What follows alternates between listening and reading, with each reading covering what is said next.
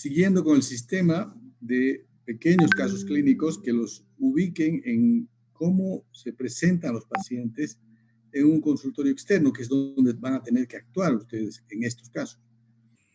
Entonces, una paciente de 42 años cuya molestia principal es prurito óptico bilateral. Entonces, seguramente no van a presentarse con la molestia o el síntoma prurito como tal. ¿Qué palabras suelen usar para este síntoma los pacientes?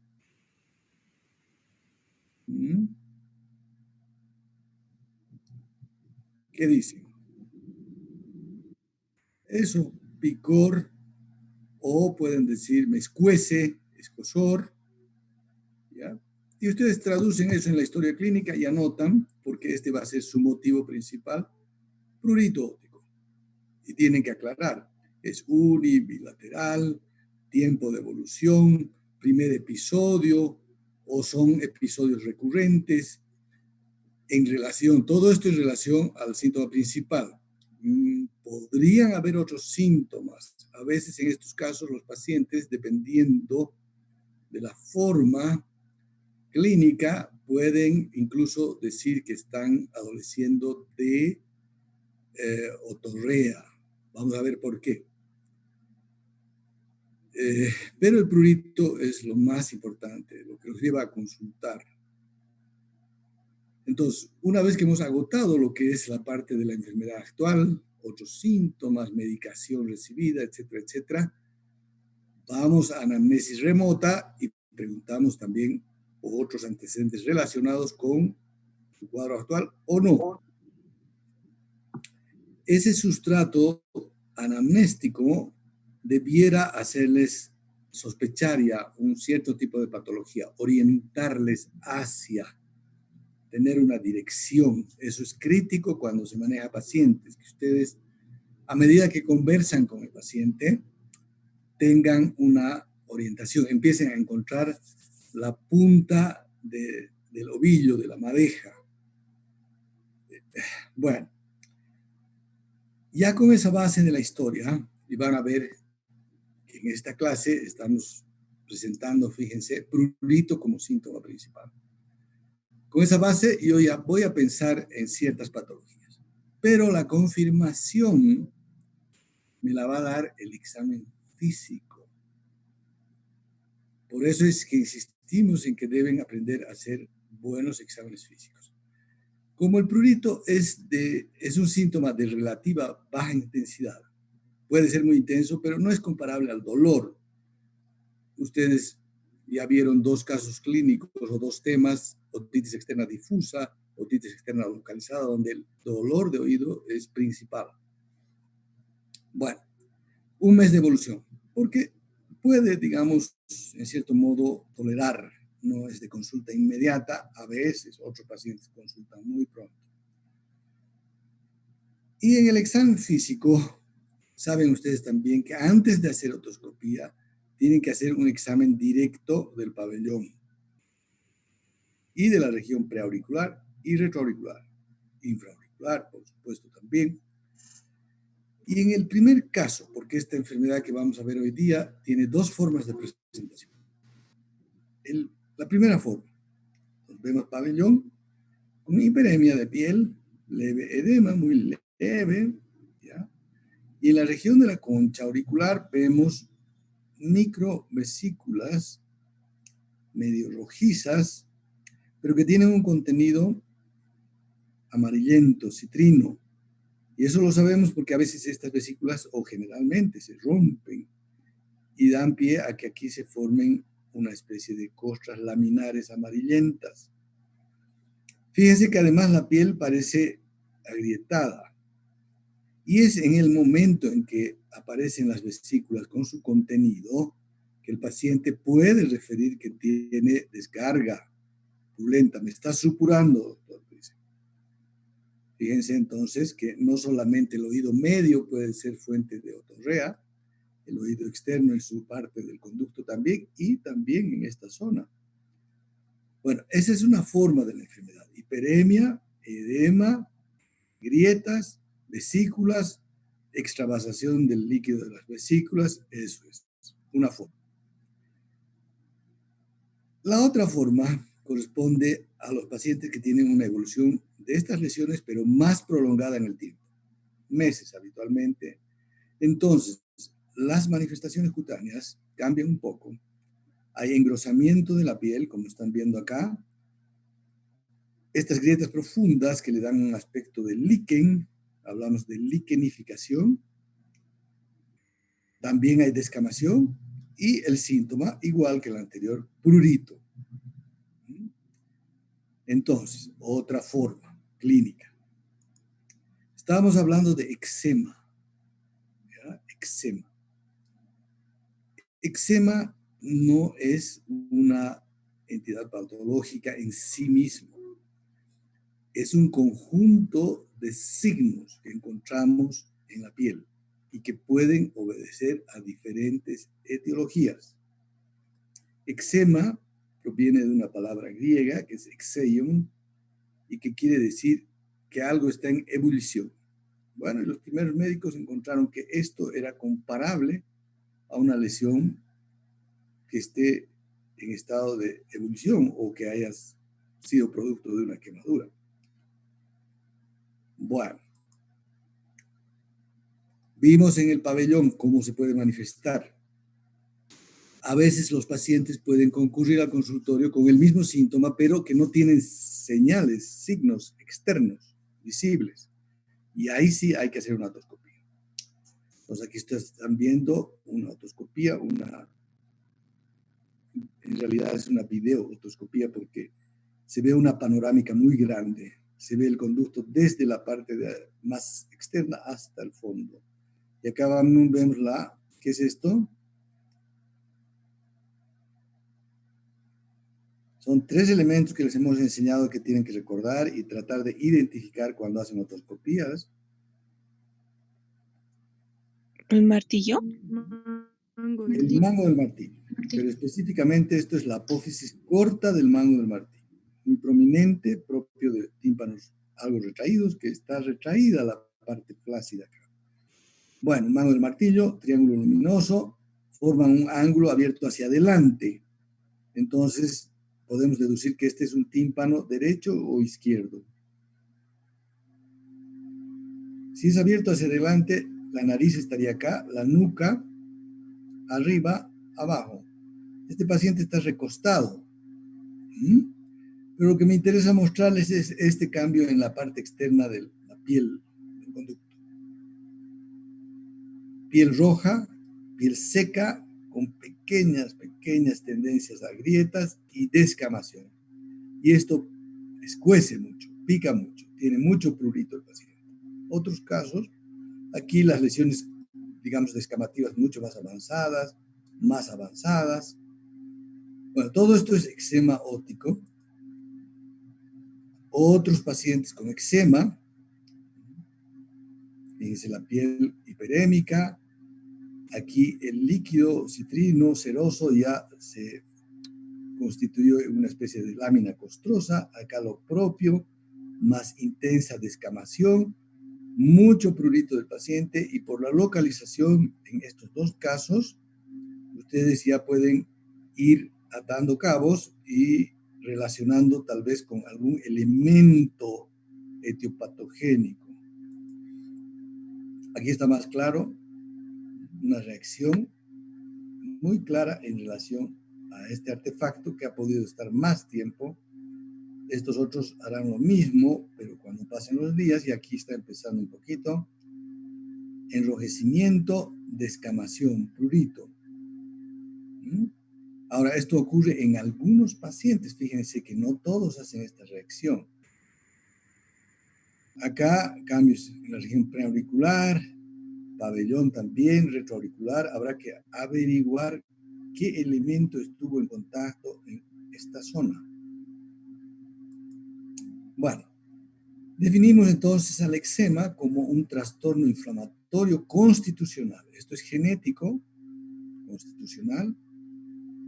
Muchas veces el mecanismo alérgico es muy claro y el síntoma principal, prurito. con sus dos formas clínicas que les hemos mostrado. Uno, la forma húmeda, eritema, vesículas, líquido citrino, costras, que vieron ustedes que son muy diferentes a las costras melicéricas del linfético, la piel con grietas, paciente con prurito. Y la forma seca, eritema, más que edema, lo que vemos es un engrosamiento de la piel, mucha descamación, grietas que le dan, grietas profundas que dan un aspecto de líquido.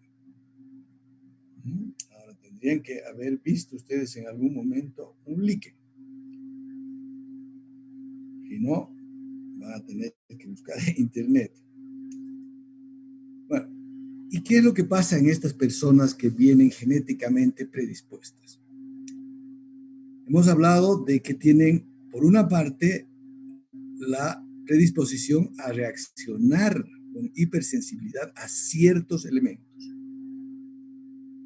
Pero además, estos pacientes se piensa que, a diferencia de la piel normal, en que las células de las capas superficiales de la piel están muy juntas entre sí, muy adheridas, formando una barrera, impidiendo el ingreso de elementos extraños, en el paciente con eczema, esta adherencia no es tan fuerte y permite el ingreso de elementos del exterior, sobre todo cuando hay humedad.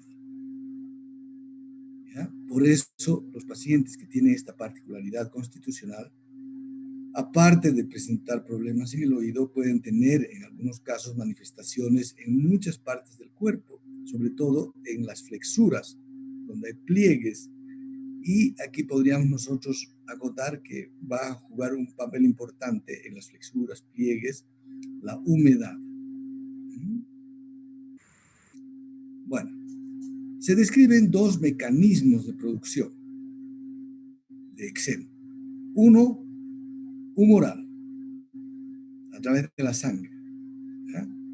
Entonces, un elemento externo, alergeno, ingresa al organismo por ingestión, por respiración, o podría ser por inyección también.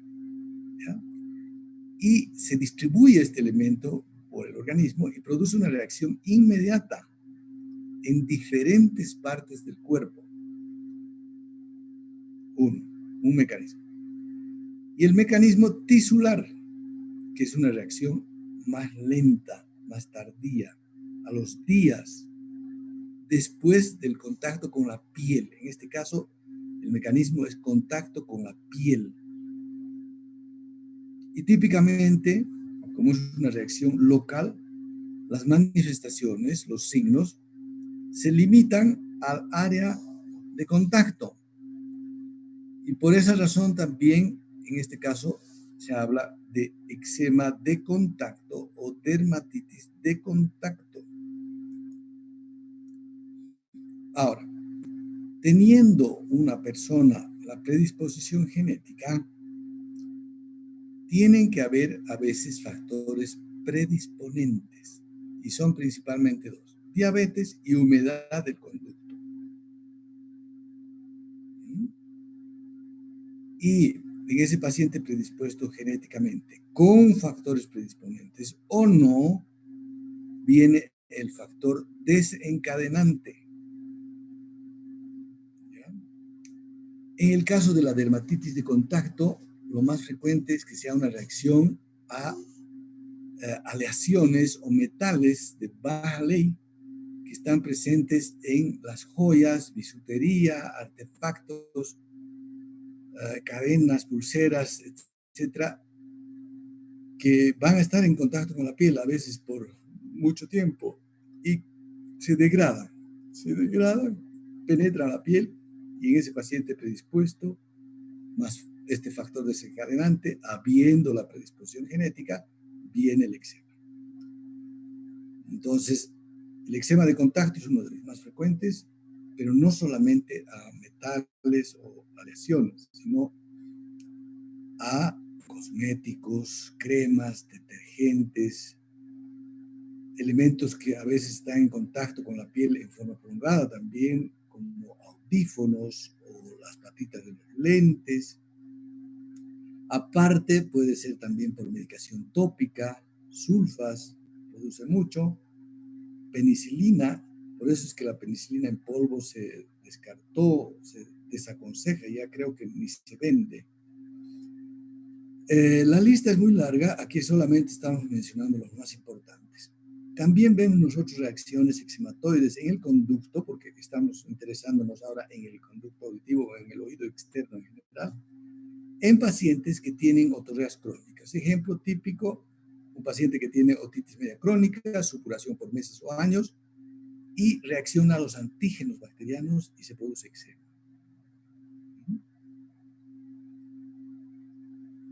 Los hongos también pueden relacionarse con manifestaciones de este tipo. Y fíjense que hasta inclusive la acción mecánica. Entonces vemos eczema en pacientes que tienen la manía compulsiva de manipular el conducto. Y esto es complicado en el paciente con eczema porque él, por el eczema, empieza a tener prurito. Entonces se produce un círculo vicioso difícil de controlar. Cada vez más manipulación, más grataje, más rascado y más eczema. Bueno, una vez que tienen identificado el cuadro clínico, diagnosticado, viene el problema del tratamiento.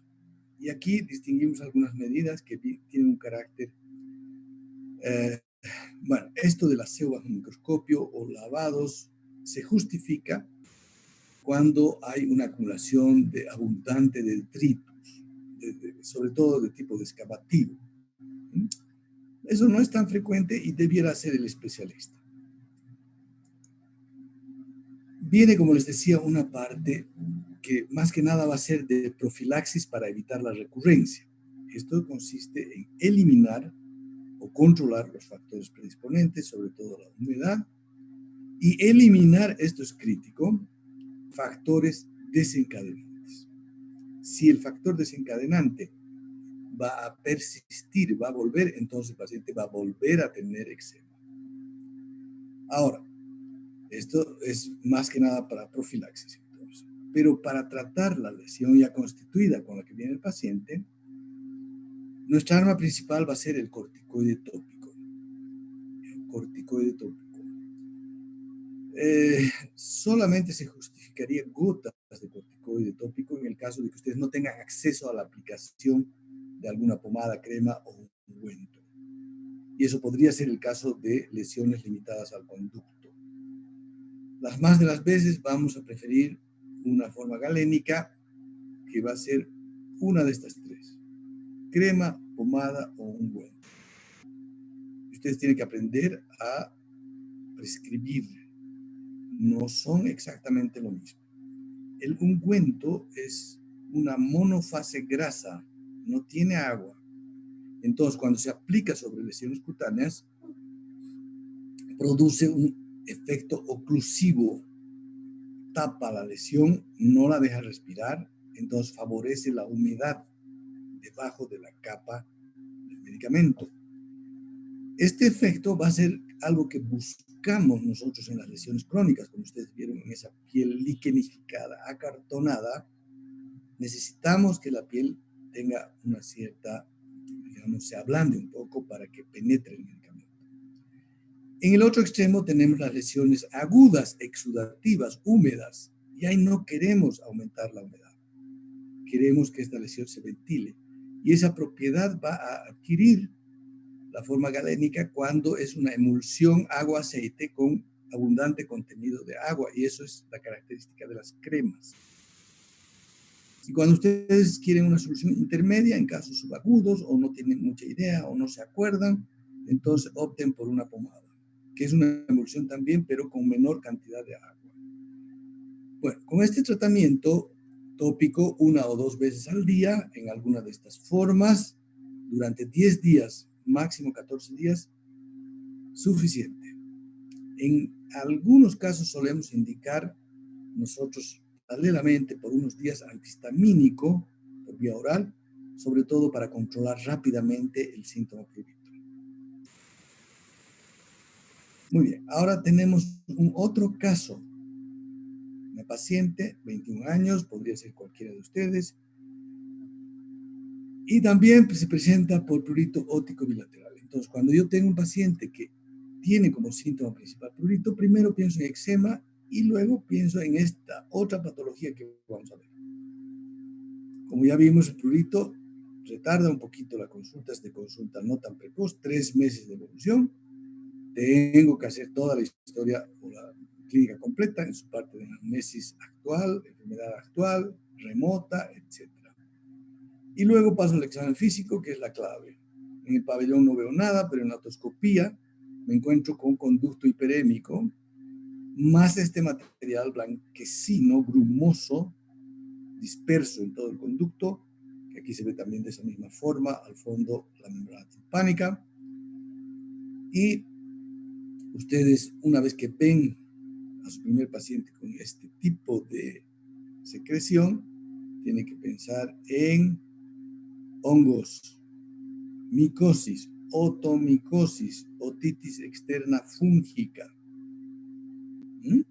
Acuérdense que el paciente viene con prurito y tiene un posible examen físico de esta forma, que en este caso, cuando es esta secreción blanquecina, que algunos describen como leche cortada, orienta a hongos y específicamente a una levadura. ¿Cuál sería? Cándida. Cándida, muy bien, ¿ya? Pero no es cándida el único hongo que puede proliferar en el conducto. Fíjense que acá tenemos la membrana timpánica al fondo, mango del martillo, placas cicatrizales de procesos antiquísimos del paciente. Hasta aquí nada especial que explique su prurito, pero aquí sí. Fíjense este punteado pardo oscuro, tendencia a descamación de la piel, estas membranas grisáceas. Todo esto es completamente ajeno al conducto. Esto no se ve normalmente en el conducto. Y en este otro caso, más claro todavía, porque vemos como un exudado, no, unas formaciones filamentosas algodonosas.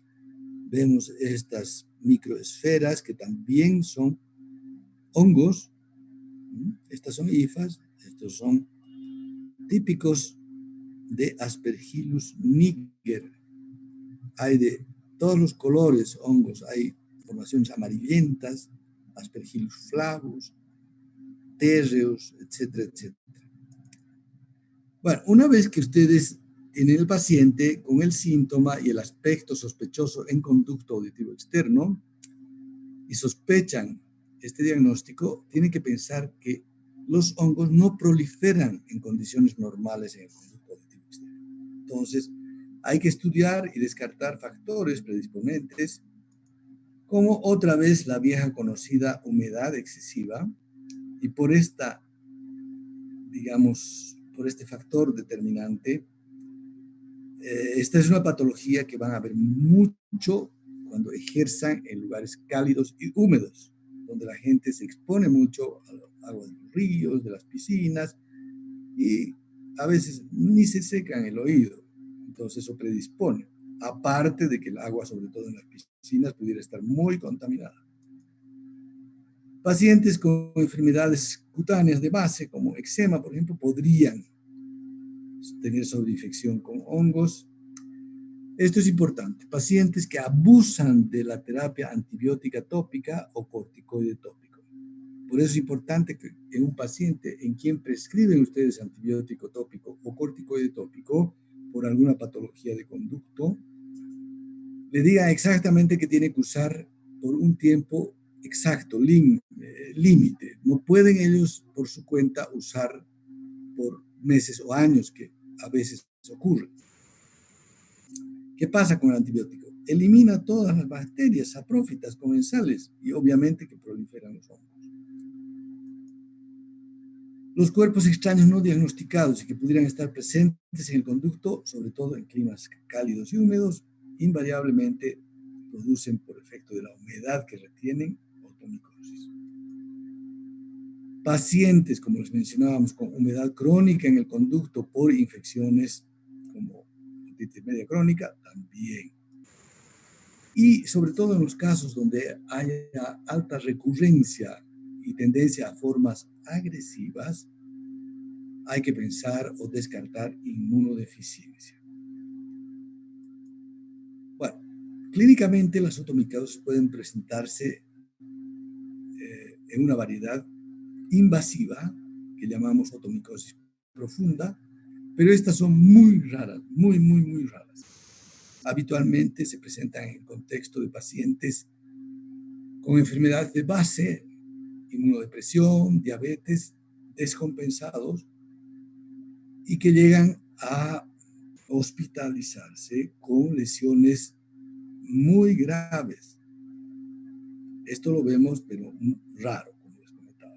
Lo más frecuente es ver otomicosis superficial por saprófitos que han encontrado algún factor condicionante o a veces por patógenos.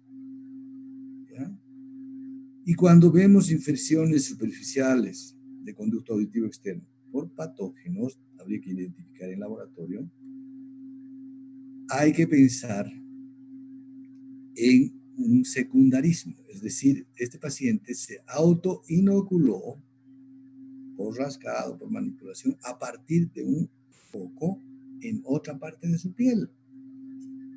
Por ejemplo, en el caso de la candidiasis que nosotros veíamos, habría que descartar que ese paciente no tenga un foco, por ejemplo, genital. O podría ser una tinea pedis, un pie de atleta. Raras veces vamos nosotros a identificación por laboratorio, porque estas infecciones superficiales responden rápidamente a un buen tratamiento. ¿En qué consiste ese tratamiento? Primero veamos algunos casos para que se hagan la idea de cómo es un conducto auditivo externo con hongos. Fíjense estos filamentos, estas hifas, que dan el aspecto de una pelucita que está aquí en forma superficial. Aquí más claro todavía, membrana timpánica, mango del martillo, triángulo luminoso esbozado. Esto sería adelante, esto sería atrás, arriba y abajo. Pues en el conducto ustedes ven claramente estas formaciones esféricas, microesferas, que son Aspergillus niger.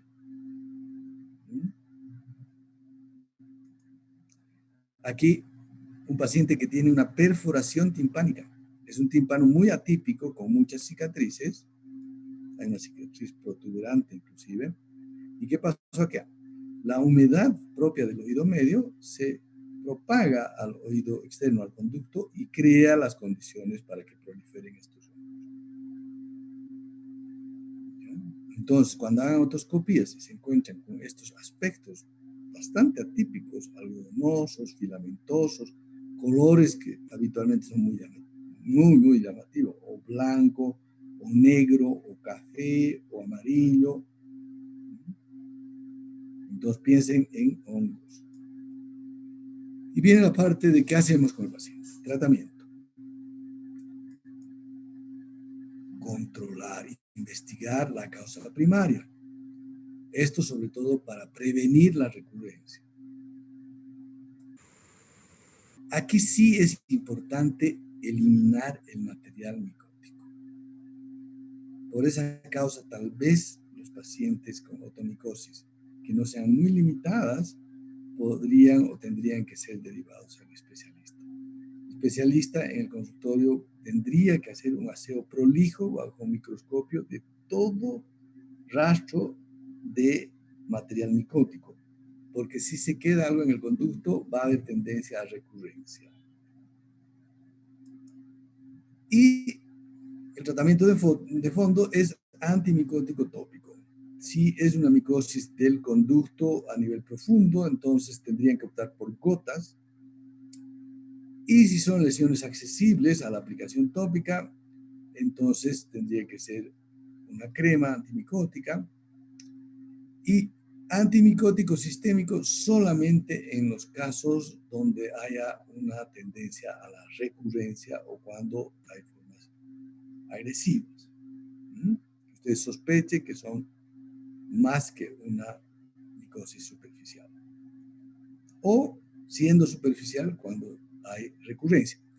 Y una recomendación, cuando hagan tratamiento antimicótico, ya sea tópico o sistémico, no menos de 2 semanas, porque el material micótico, los hongos, suelen anidarse en el fondo de los folículos pilosos. Con una semana de tratamiento, aparentemente desaparecen, pero como están en el fondo de los folículos pilosos, no accedieron, el tratamiento no accedió a ese lugar. A medida que los pelitos crecen, entonces en las semanas sucesivas vuelven a aparecer. Próxima clase, trauma de oído externo y tumores. Entonces ya saben, cuando el síntoma principal es prurito, ustedes sospechan estas dos etiologías. Eczema, que tiene una vinculación muy importante con la alergia, y fíjense que la alergia tiene como síntoma principal el prurito. Y eso en otorrino es muy importante como orientación respecto de síntomas. Entonces vamos a tener pacientes con prurito óptico, prurito nasal, prurito faríngeo, prurito ocular, y vamos a sospechar algún mecanismo alérgico. ¿Qué preguntas tienen?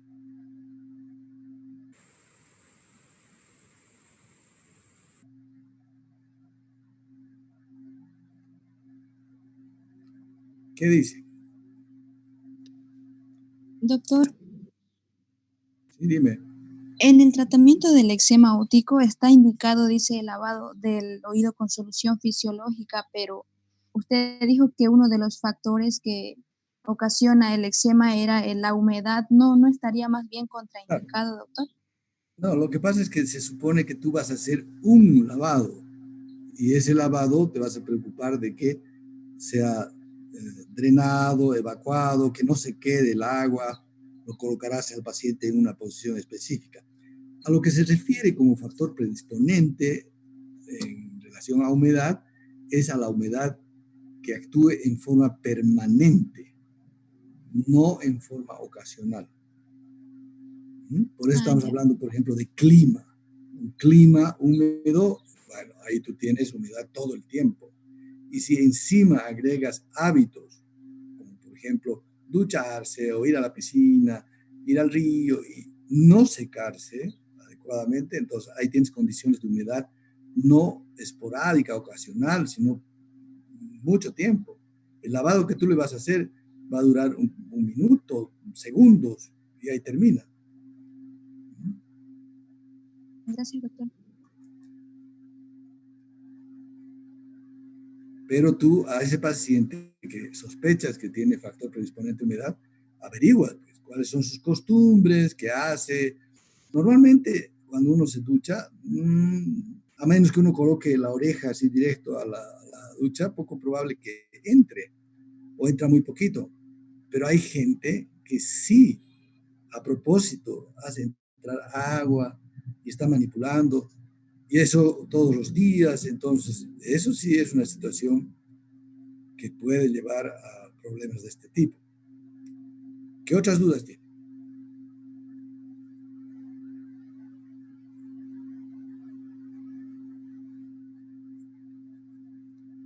El eczema de contacto es sumamente frecuente. Yo estoy seguro ahora en este momento que entre ustedes hay, por lo menos debe haber un 10 o 15% de pacientes afectados de este problema. Y sobre todo a las mujeres hay que recomendarles, ¿no?, que eviten el uso de los elementos que han ellas mismas detectado que les provocan las lesiones. Ahora, eso es fácil decirlo, pero a veces no se logra mucho. Una alternativa a las joyas de fantasía, obviamente, son los metales que no se degradan, pero esos son más caros y encima no están de moda, como por ejemplo el oro, el platino. Pero también algunos pacientes, les comentaba yo en los otros grupos, buscan maneras. Muchos pacientes que tienen estas alergias a la bisutería, a las joyas de fantasía, me he enterado yo que porque para ir a una fiesta, etcétera, etcétera, cualquier cosa puede recomendarles el médico, pero ellas van a usar, sabiendo que no debieran. pero a veces le cubren el arete, por ejemplo, con un esmalte de uñas transparente y pueden usar por horas, ¿no? Y no se va a producir el contacto del metal con la piel. Pero hay que hablar seriamente con el paciente acerca del factor desencadenante particular que haya en cada caso, porque la recurrencia va a depender de eso. Esto no lo va, con el corticoide tópico ustedes curan la lesión del momento, pero la predisposición persiste a lo largo de toda la vida. Entonces ustedes a ese paciente tienen que decirle que al conducto auditivo y al pabellón, sobre todo al conducto, ¿ya? No debe entrar agua, ni jabón, ni shampoo, y por ningún motivo deberían manipular el conducto. Si no, lo van a tener de vuelta al paciente, una y muchas veces. Ese es un problema con el paciente de eczema, porque como les digo, ustedes con su tratamiento curan la lesión actual, pero no hacen desaparecer la predisposición genética al eczema. Entonces, cada vez que el paciente vuelva a entrar en contacto con estos elementos, va a hacer otra vez la lesión.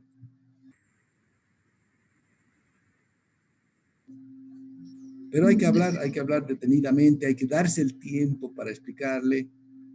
Pero ya les digo, a veces ni siquiera es el paciente que ignore esto. Él sabe perfectamente, se da cuenta, pero cuesta bastante que sean observadores de estas recomendaciones de profilaxis. Tenemos tiempo para una pregunta más. ¿Qué dice? Doctor, bueno, disculpe, entonces, en caso de que el agente contactante sea un audífono, ¿esto puede provocar igual perforación del tímpano? En realidad estamos hablando de lesiones de conducto y de pabellón. Sí. Digamos, los audífonos o materiales como similares no llegan a entrar en contacto con el tímpano. Ahora, en el caso de los materiales que son productores o los contactantes, hay que buscar alternativas. En el caso de los audífonos hay materiales hipoalergénicos. Si hay alergia a un tipo de material, y se produce ahora industrialmente una cantidad de materiales con características hipoalergénicas. Y hay que ir probando. Está bien, doctor. Yo me refería a los audífonos que utilizamos, bueno, los jóvenes para escuchar música. Claro, sí, si hubiera la reacción, tendrías que, o el paciente tendría que buscar un audífono de un material hipoalergénico, si es que hubiera la reacción. Pero esos audífonos son bastante externos, no son profundos. Bueno, vamos a quedar aquí y nos estaríamos viendo con trauma y tumores de una semana. En eso quedamos. Hasta luego, doctor.